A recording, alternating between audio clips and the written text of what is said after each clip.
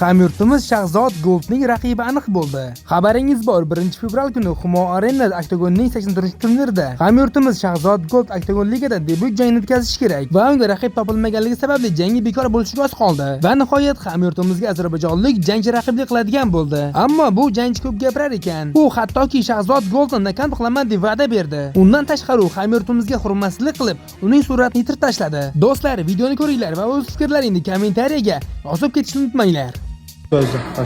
Assalamu alaykum abi. İnşallah 1 fevral Özbəkistanda Taşkentdə Oktagon liqasında görüşəcəm. Mənim rəqibim Uzaqov Şahzoddur. Yəni mən ona buradan demək istəyirəm ki, mən səni hiss eləmirəm. Sən rəqib görməmisən. İnşallah 1 fevral sənin rəqib necə olur, udarnik necə olur, texnika necə olur, mən sənə hamısını göstərəcəm.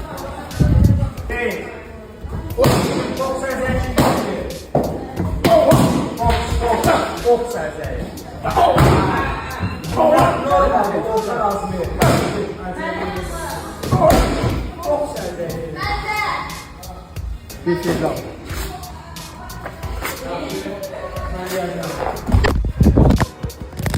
Salam aleyküm Özbəkistan. İnşallah 1 fevral Taşkentdə Humo Arenada döyüşmə olacaq. Rəqibim Özbəkistanlı idmançı Şahzod Uzaqovdur. İnşallah mən onunla 3 round 5 dəqiqə stoykada qırışmağa hazıram. Güclü qalib gəlsin.